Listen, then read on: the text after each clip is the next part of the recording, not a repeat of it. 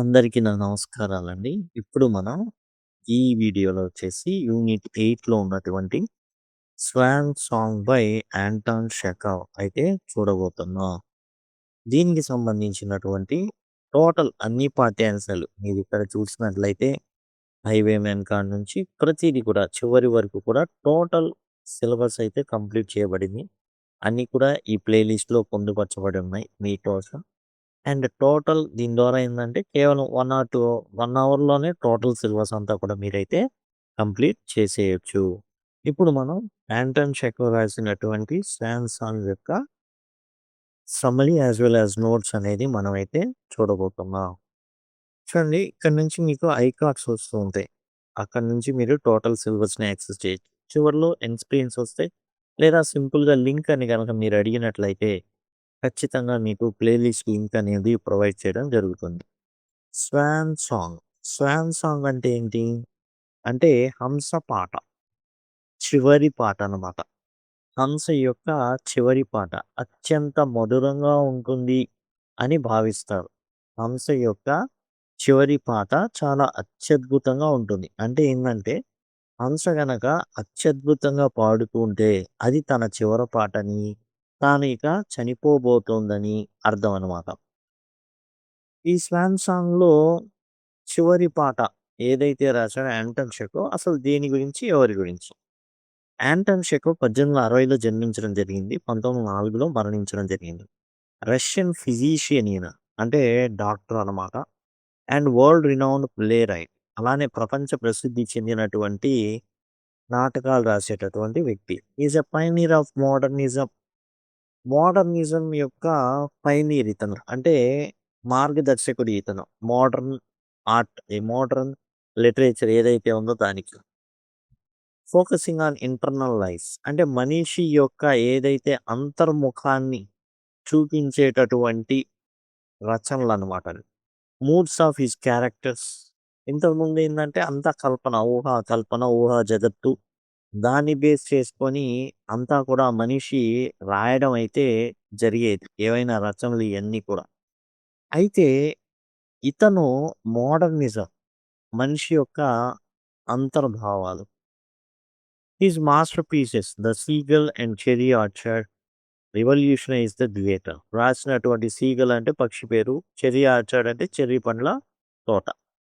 With a profound realism. రియలిజానికి దగ్గరగా ఉంటే నేచురలిజం, తర్వాత రొమాంటిసిజం కాకుండా realism. Understand humour. Understated humour. అంటే అందులో నవ్వు తెప్పిస్తుంది గానీ, మనం ఏందంటే అండర్‌స్టేట్ అనేది జరుగుతుందనమాట. తప్పుగా చూస్తాం మనం. కానీ మెయిన్ ఏందంటే ప్రొఫౌండ్ రియలిజం, లోతైనటువంటి నిజాలు చెప్పేటటువంటి నిజాలు స్ఫురిస్తాయి తన రచనలో. అంటే మసిపూసి మారేడుకాయ చేయడం అనేది కాదు. అండ్ టోటల్‌గా ఏందంటే రియలిజం, రియాలిటీకి ఎక్కువ స్కోప్ ఇస్తాడు Anton Chekhov. 'The swan song' is a short play about an old actor name Vasily Svetlovidov. చూడండి, ఇది ఎవరి గురించి ఈ యొక్క నాటకం అంటే, ఒక ఓల్డ్ యాక్టర్, వృద్ధుడైనటువంటి నాటకాలు వేసేటటువంటి వ్యక్తి, నటన నటుడనమాట. ఎవరు? వసీలీ స్వెట్లోవిడోవ్. ఇతనికి 68 ఏళ్లుంటాయి. Has been acting for 45 years. అంటే 23 ఏళ్ల నుంచి తన ప్రస్థానాన్ని మొదలుపెడితే దరిదాపులుగా 45 ఏళ్ల పాటు తాను ఈ నటుడిగా కొనసాగాడు. చాలా అనుభవం ఉంది. 45 ఏళ్ల అనుభవం అంటే సామాన్యమైనది కాదు. One night after a big performance, ఒక రాత్రి ఏం జరిగిందంటే చాలా పెద్ద పెర్ఫార్మన్స్ ఇచ్చారు. ప్రదర్శన ఇచ్చారు. He falls asleep in his dressing room. ఏదైతే డ్రెస్సులు వాళ్ళు వేసుకునేటటువంటి డ్రెస్సులు అయన్నీ తీసి అక్కడ పెట్టేయాలి. అది చేస్తున్న క్రమంలో ఆ డ్రెస్సుల్ని, అంటే జోకర్ ఉన్నాడనుకోండి, అతనికి సెపరేట్ అటైర్ ఉంటుంది. సెపరేట్ టోటల్‌గా అయన్నీ ఉంటాయి. కాబట్టి అది చేసేటప్పుడు అయన్నీ కూడా తీసేయాలి. తీసేసిన తర్వాత ఏం జరుగుతుంది? ఆడే పడి నిద్రపోతాడు. When he finally wakes up, the theatre is dark. నిద్ర లేసిన తర్వాత థియేటర్ అంతా కూడా ఏందంటే చీకటిగా ఉంటుంది. చలిగా ఉంటుంది. ఖాళీగా ఉంటుంది. He realised everyone has gone home and forgot him. ప్రతి ఒక్కళ్ళు కూడా ఇంటికెళ్ళిపోతారు. మర్చిపోయారనుకున్నారు. టోటల్‌గా ఏందంటే ఇది నిజం. ఇతన్ని ఎవరు కూడా అంతగా గుర్తించుకునే పరిస్థితిలో లేడు. అంత సక్సెస్‌ఫుల్ యాక్టర్ అయితే కాదు. అలానే ముసలి వ్యక్తి. ఎవరు కూడా పట్టించుకునేటటువంటి పోతాడు. ఎలా ఉంటుంది అంటే రోడ్డు మీద తాగుబోతూ పడిపోయాడనుకోండి ఓ పక్కన. ఎవరు పట్టించుకోరు చూసారా? అంతే ఇక. 'Vasily feels very sad and lonely' చాలా బాధేస్తుంది. ఒంటరితనం అతన్ని ఆవరిస్తుంది. He starts to think about his life. తన జీవితం ఒక్కసారిగా మొత్తం గిర్రని తిరిగిద్దనమాట. He realises that even though the audience cheered for him. ఇతను ఏదైతే జోకర్ వేషం యేసుకొని అక్కడ అంతా నవ్విస్తా ఉన్నప్పుడు, అందరూ కూడా చప్పట్లు కొడతారు అండ్ ఈలలు వేస్తారు, గోల చేస్తారు. But they didn't truly respect him. కానీ అది నిజంగా అతన్ని గౌరవించడం గాదు. హి రిమెంబర్స్ ఎ వుమన్ హి లవ్డ్ లాంగ్ ఎగో. ఒకామె వచ్చేది తన ఏదైతే నాటకాలున్నాయో అక్కడ చూసేది. ఎప్పుడు ఉండేది, నవ్వేది. కాబట్టి ఇతను ఏమనుకున్నాడు అంటే, ఖచ్చితంగా ఈమె నా జీవితంలోకి రావడానికి చాలా ఇష్టపడుతుందేమో. ఎందుకంటే, చక్కగా ఎప్పుడు వస్తుంది, కూర్చుంటుంది, చక్కగా ఎంజాయ్ చేస్తుంది నా యొక్క నటనని. కాబట్టి ప్రపోజ్ చేద్దాం అనుకుంటాడు.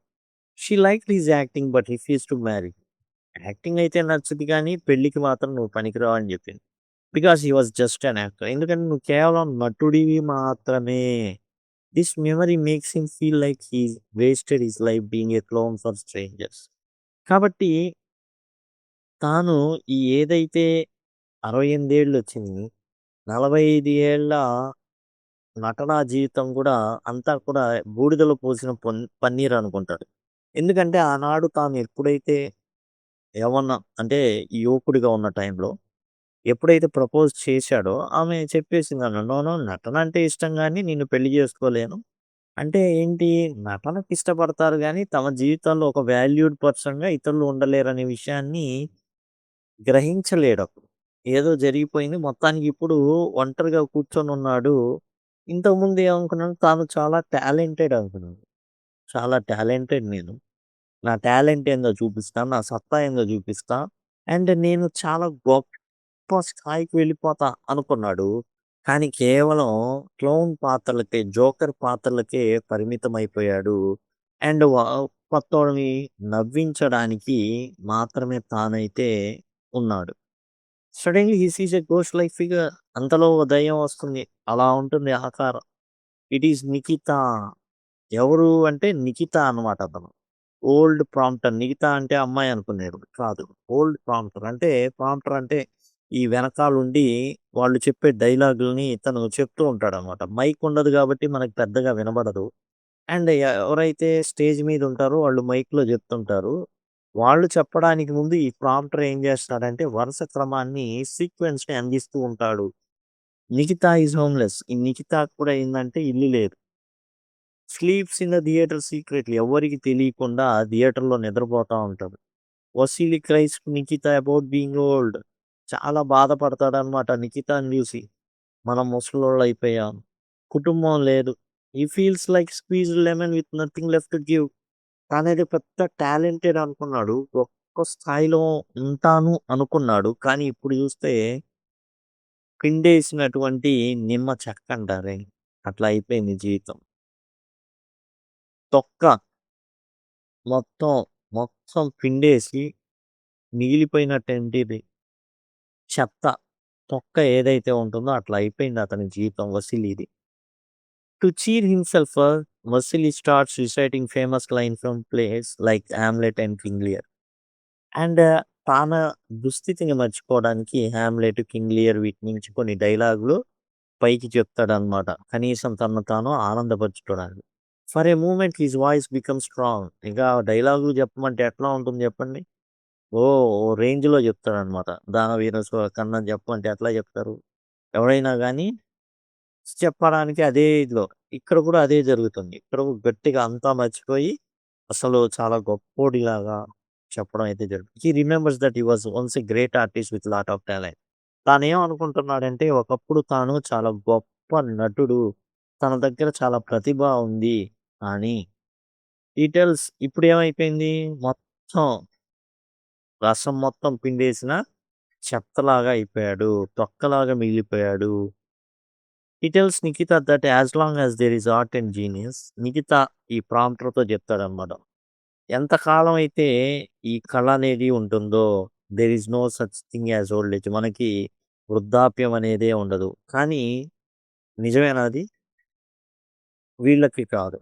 ఎందుకంటే వీళ్ళకి ముసలితనం ఆవరించింది. వాళ్ళకి వాళ్ళు చీర్ చేసుకోవడానికి వాళ్ళని వాళ్ళు ఏందంటే నెగెటివ్ వల్ల లాభం లేదు. పాజిటివ్‌గా ముందుకెళ్ళడమే. ఆ పాజిటివిటీని తీసుకుంటాడనమాట.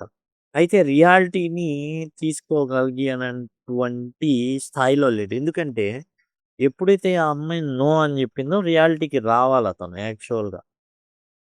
కానీ రాలా. ఇప్పుడు ఏజ్ అంతా అయిపోయిన తర్వాత ఇప్పుడొచ్చాడు. ఎందుకంటే ఆ ఏజ్‌లో తానేదో చాలా గొప్పోడయిపోతాడనే ఫీలింగ్‌లో ఉన్నాడు. However the feeling doesn't last. ఏదైతే ఓల్డ్ ఏజ్ ఏం చేయలేదు, మనం చాలా గొప్పోళ్ళం అని ఏదైతే చెప్పాడో అది ఎక్కువ కాలం నిలబడలా. The play ends with the 2 old men walking away together in dark. చీకట్లోకెళ్ళిపోతారాళ్ళు. యాక్చువల్‌గా అదే జరిగేది. వీళ్ళకి ఎవరు లేరు. ఏమీ లేదు. వాళ్ళ నెక్స్ట్ గమ్యం అంతా కూడా చీకటిమయమే.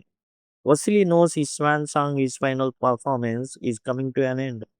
ఏదైతే తన చివరి నాటకం ఉందో, చివరి ప్రదర్శన ఉందో అది ఇక సమాప్తం అవ్వబోతుంది.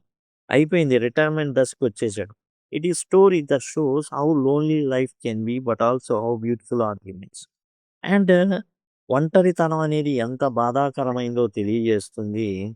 అలానే ఎవరెళ్ళినా, ఎవరున్నా, ఎవరు లేకపోయినా కళ అనేది అట్లానే బ్రతికి ఉంటుంది. మనుషులు మరి వాటికి ఒకళ్ళు పోయిన తర్వాత ఒకళ్ళు.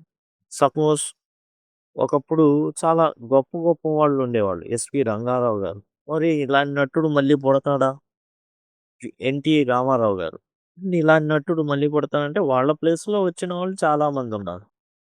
ఓకే. అంటే వాళ్ళ స్థాయిని టోటల్‌గా మార్చలేకపోవచ్చు కానీ, వాళ్ళని మరిపించేటటువంటి నటన ప్రస్తుత కాలానికి.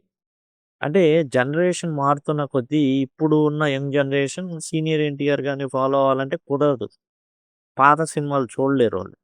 కొత్తగా ఎవరైతే వస్తున్నారో వాళ్ళని ఫాలో అవుతారు. అలానే ఇక్కడేందంటే కళ అనేది అది కొనసాగుతూ ఉంటుంది. ఈ మనుషులు ఉన్నా లేకపోయినా. కాబట్టి ఇక్కడ 'వసీలి' అండ్ ఏదైతే 'నిఖిత' ఉన్నారో వాళ్ళకి అర్థమైపోయింది. తాము ఏదైతే జీవించారో చివరికి ఏ లాభం లేదు. ఎవ్వడు పట్టించుకునేవాళ్ళు కుటుంబాలు లేవు. ఉండడానికి ప్లేస్ లేదు. ఏం లేదు. ఇంత బాధాకరమైనటువంటి మరి జీవితాలయిపోయినాయని బాధపడతారు. ఇది 'యాంటన్ చెఖవ్ ద స్వాన్ సాంగ్.' ఇలాంటియే కొన్ని మన తెలుగు సినిమాలో ఉన్నాయి. 'ప్రకాష్ రాజ్', 'బ్రహ్మానందం' గారు చేసిన పాత్రలున్నాయి ఇవి. అండ్ 'బ్రహ్మానందం' గారు చాలా గొప్ప నటుడు. కానీ చివరికి చూస్తే ఏమీ ఉండదు. ఉన్నాయి కొన్ని సినిమాలు ఇలాంటి 'ప్రకాష్ రాజ్' అండ్ 'బ్రహ్మానందం' అయి చిన్న చిన్న సినిమాలు ఇలాంటివి వాటినే ఫోకస్ చేశారనమాట. కాబట్టి ఇది 'swan song' by Anton Chekhov. ఇలానే ఇలాంటి వివరణలే మీకు ప్లే లిస్ట్‌లో అవైలబుల్‌గా ఉన్నాయి. సింపుల్‌గా లింక్ అని అడిగినట్లయితే ప్లే లిస్ట్ లింక్ అయితే ప్రొవైడ్ చేయడం జరుగుతుంది. Thank you. Thanks a lot.